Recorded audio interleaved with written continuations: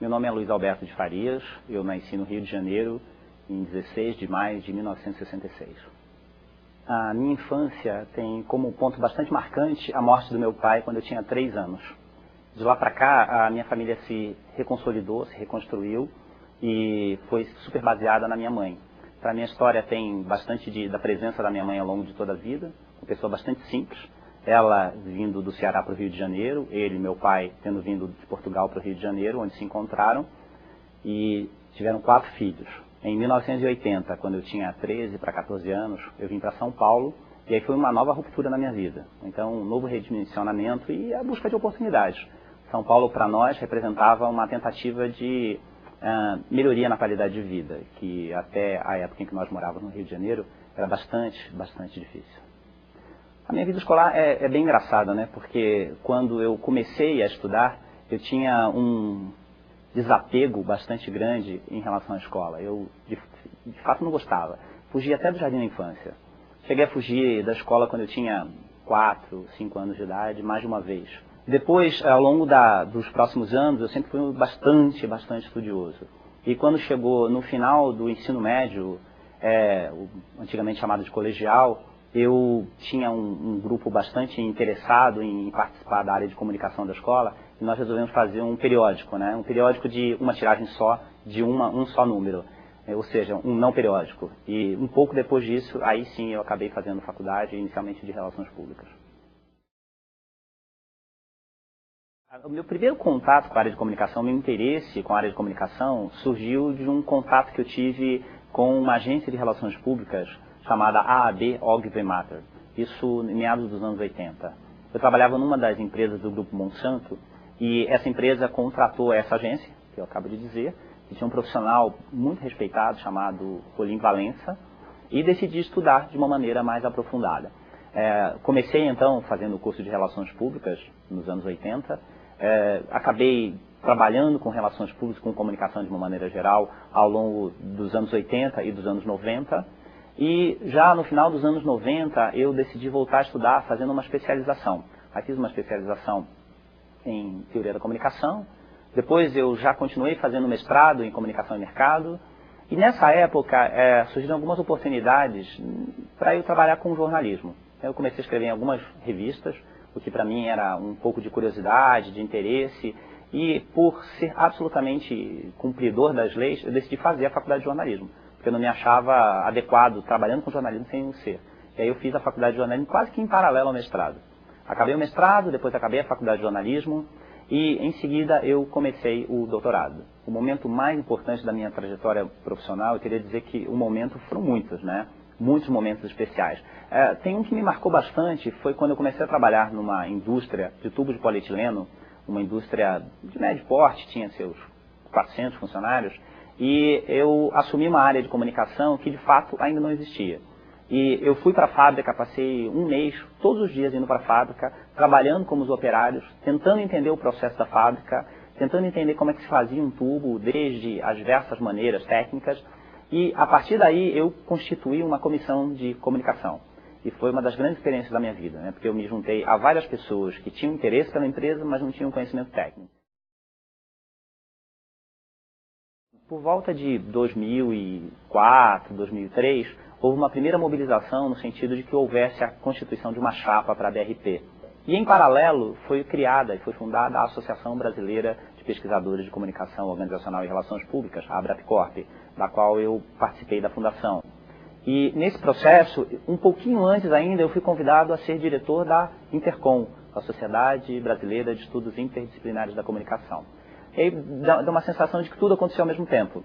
E quando se formou a chapa para a BRP, me convidaram para ser vice-presidente. Quando acabaram os meus mandatos, tanto na Intercom quanto na Abrapcorp, eu decidi me desligar das duas entidades, da posição de diretor, me manter apenas como associado, porque eu entendia que a BRP de São Paulo precisava de fato de um trabalho mais perto e eu poderia colaborar mais com ela. As outras entidades estavam muito bem consolidadas. E foi então que eu assumi a presidência em 2006, 2008, já não me recordo ao certo. Eu estou no segundo mandato atualmente. E hoje eu acredito que a BRP está numa condição de que ela de fato e felizmente já não precisa mais de mim. Isso me deixa muito feliz. O programa Trilha Profissional, do qual eu sou co-apresentador, é uma história bastante interessante. O diretor e produtor desse programa foi meu aluno no curso de pós-graduação aqui na USP. E, certa feita, ele me convidou para ser entrevistado. E eu fui porque eu tenho um grande fascínio por rádio. Eu acho que rádio é uma das mídias mais empolgantes, para mim, especialmente. E fui lá, fui entrevistado e após a conclusão do programa, a equipe que dirigiu o programa não teve dúvida e me convidou para integrar essa comissão, para ser um co-apresentador. Eu confesso que eu fiquei, por um lado, assim, puxa, que bacana, trabalhar em rádio. Por outro lado, eu falei, nossa, mais uma coisa, dentre as muitas que eu já faço, puxa vida, como é que eu vou dizer isso lá na minha casa? A relação do Trilha Profissional com a comunicação, além de ser um programa de rádio e eu também poder exercer o fato de eu ser jornalista, também tem uma outra coisa muito bacana, né? Porque, de alguma maneira, as pautas que nós trabalhamos têm a ver com o mundo corporativo, que é o universo de interesse que eu tenho. Então, o Trilha Profissional, que eu já apresento há 1 ano, o programa já tem 2 anos de existência, é uma experiência muito bacana, porque, de alguma maneira, é o que eu faço como praticamente esporte, né? Então, eu vou para o programa, a gente produz o programa e é uma grande festa, uma grande experiência jornalística, sem ser necessariamente uma atividade jornalística profissional, para mim, pelo menos. A minha ligação com a Escola de Comunicações e Artes, com a ECA, foi crescendo muito rapidamente, né? Então, no primeiro momento, eu vim aqui como um professor que não sabia muito bem ainda o que ia fazer. Afinal de contas, eu passara num processo seletivo para o qual, de fato, eu não me preparara psicologicamente. Eu fui chegando nesse espaço e fui, principalmente, criando uma afetividade muito grande em relação aos alunos. A experiência é muito boa, né, de estudantes que estão sempre dispostos a ousar, tem uma independência muito grande, um desejo pela busca do conhecimento, uma busca de outros espaços, de romper as fronteiras. Isso foi sempre me cativando muito positivamente. E, ao mesmo tempo, estar ao lado de pessoas que sempre foram referência no mundo acadêmico, sempre foram referência. Ou seja, as capas dos livros transitavam por aqui, né? Os nomes que eu sempre li, os nomes que eu sempre, de alguma maneira, busquei como referência de conhecimento, acabavam se tornando meus colegas, meus companheiros. E, de alguma maneira, aos poucos, eu fui me sentindo como parte desse processo, né? Também fui publicando os meus livros, de alguma maneira também me tornando capa de algumas referências e me sentindo um pedaço disso aqui. E, principalmente, a responsabilidade de ser um ponto de partida das dúvidas, dos questionamentos, das pesquisas. Hoje, de fato, eu me sinto parte desses prédios, me sinto parte dessas árvores, me sinto parte dessas pessoas. Eu estou aqui há 9 anos na Escola de Comunicações e Artes e estou há 15 anos na Casper Libero, onde sou professor titular. Eu diria que os alunos são sempre diferentes e sempre iguais. Eles são diferentes porque, de alguma maneira, eles incorporam a cultura dos espaços por onde eles transitam. Eles incorporam a maneira de ser que tem um pouco a ver com o próprio espaço físico, com os professores, com a matriz curricular e com a própria alma que eles trazem para o local. O que eu vejo sempre como muito positivo aqui é exatamente essa independência que os alunos têm, essa característica de virem para cá e, de fato, não esperarem o processo de ensino, mas buscarem o processo de aprendizado. Então, isso é sempre uma troca muito positiva. Além disso, de maneira geral, os alunos têm me oferecido uma bagagem que sempre me desafia a buscar mais experiência, mais conhecimento, novas possibilidades de interação. Então, ao longo desses 9 anos, eu tenho percebido uma transformação muito grande dos estudantes, mas uma transformação muito positiva, muito boa e muito sempre desafiadora. Todos os anos eu tenho um momento muito marcante, um momento muito especial. Eu faço um encontro de relações públicas com os estudantes que sempre me deixa muito cansado, muito preocupado, com muita coisa para resolver. E todo ano, ao longo do evento, alguma coisa lá dentro de mim diz assim, puxa, não faça isso de novo. E sempre ao final do evento eu tenho a certeza de que valeu a pena, porque é ver os estudantes com a capacidade de superação, ver os estudantes com a capacidade de união, de solidariedade. Então, esse momento que tem se repetido ano após ano, na minha opinião, é o melhor momento de maior interação que eu tenho, principalmente com os estudantes. Eu diria que a maior qualidade da ECA é ser um espaço absolutamente aberto para que todos nós tragamos as nossas dúvidas, as nossas indagações, as nossas certezas e possamos discutir isso de uma forma, na minha opinião, muito aberta. Eu não consigo ver um defeito exatamente. Ao mesmo tempo que a gente poderia olhar e dizer, puxa, as universidades públicas têm uma série de problemas, eu sou muito positivo, muito otimista, então eu sempre consigo ver mais as qualidades que os defeitos. Quando eu era aluno, de doutorado, uma das coisas que eu fiquei muito triste foi que eu ia fazer a disciplina com um determinado professor, Otávio Ianni, e aí por conta da agenda eu disse, eu farei no ano seguinte. E ele faleceu. E foi uma daquelas grandes oportunidades que eu nunca mais vou ter na minha vida. Então eu sempre fico pensando, puxa, a agenda tem que se virar e caber as coisas que são muito importantes, né? Então hoje eu tento fazer isso. É um pouco difícil, é um pouco pesado, mas eu não tenho perdido as oportunidades. Então é mais um daqueles aprendizados que a gente tem ao longo da vida. Eu diria que a ECA, se fosse definida em uma palavra, poderia ser definida com a palavra tudo. Tudo cabe aqui dentro, tudo é aceito aqui dentro e tudo na melhor acepção dessa palavra. Uma história interessante que aconteceu nesses anos aqui na ECA, uma vez nós fazíamos um dos encontros de relações públicas promovido com os alunos de segundo semestre e nós tínhamos conseguido o patrocínio de uma empresa que fabrica café e ela tinha nos trazido uma máquina de café. E nós estávamos com a máquina de café disponível para o coffee break. E descobrimos que essa máquina funcionava com uma voltagem 220 e não havia tomadas 220.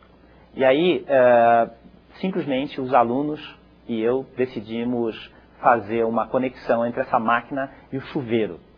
O chuveiro que ainda existe, não sei ao certo, no banheiro da escola, e nós conseguimos fazer a máquina funcionar com aquilo que é a melhor acepção da palavra gambiarra.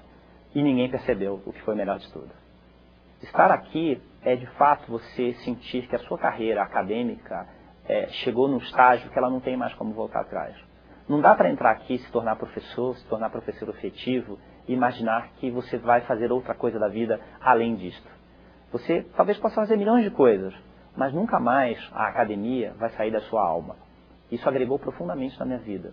O meu desejo de pesquisar, o meu desejo de produzir, o meu desejo de estar aqui e de fazer diferença numa escola que faz diferença, numa universidade que faz diferença, que é composta por pessoas que fazem diferença. Eu não mudaria nada na minha trajetória. Eu acho que nós somos aquilo que nós fizemos e nós somos nós e as circunstâncias. E as circunstâncias nos oferecem diversas oportunidades. E quando nós não as aproveitamos, sem querer ser fatalista, mas eu acho que era para não ter sido aproveitado mesmo. Então, quando eu olho para trás, puxa, a minha trajetória me deixa muito feliz, muito satisfeito. A minha família hoje, o meu núcleo familiar, é composto por mim, minha mulher e 2 filhos. A minha mulher é formada em Relações Públicas, ela foi minha aluna, e isso não teria menor risco de assédio sexual, porque na época de fato não tinha nada a ver. Ela foi minha aluna na Casper Libero no final dos anos 90. E num dia eu precisava contratar um professor lá para a Universidade Cruzeiro do Sul, onde eu era coordenador do curso na época. E eu estava com uma dificuldade de achar um professor que fosse capaz de dar um conjunto de disciplinas que era obrigatório. E aí eu entrei em contato com ela e eu a convidei e ela disse o que eu precisava ouvir. Disse um sim imediato, diante de todas as dificuldades que eu apresentei para ela.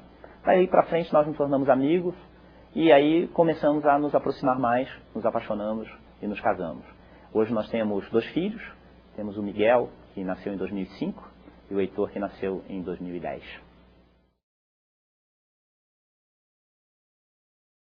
Os meus planos para o futuro são assim de não pensar muito no futuro e fazer sempre o presente. O futuro a gente sabe que é um conceito que não existe nunca, porque ele nunca chega, a gente sempre atropela. Eu sei que existe uma aposentadoria compulsória, então eu tenho certeza que pelo menos nos próximos 25 anos eu vou transitar muito por esses corredores. Provavelmente, depois da aposentadoria, eu vou voltar a transitar esses corredores. E depois da morte, provavelmente, vou transitar esses corredores. Então, eu quero sempre fazer parte desse espaço, porque ele tem agregado muito para mim, do ponto de vista de reflexão, do ponto de vista de amadurecimento intelectual, profissional, e me recebeu de uma maneira tão boa que hoje, de fato, eu me sinto plenamente em casa. Eu diria que eu seria muito perverso se eu dissesse que eu tenho o maior sonho, porque eu diria que todos os meus sonhos estão compostos, estão presentes na minha realidade. Hoje eu sou uma pessoa plenamente realizada. Se a gente fosse lá para aquela pirâmide das necessidades, que representa as necessidades do Maslow, puxa, eu estou na autorrealização. Pelo menos hoje eu estou. A ECA daqui a 20 anos é uma coisa assim absolutamente impossível de ter ideia, né? Fala-se na derrubada de todos esses prédios, e eu sou um saudosista daqueles que não gostaria que isso acontecesse. Fala-se na construção de um grande prédio, eu sou um daqueles que eu prefiro essa aproximação, esses prédios mais antigos que têm uma história no seu DNA, do que um prédio moderno em que as coisas funcionem talvez até melhores do que elas funcionam aqui.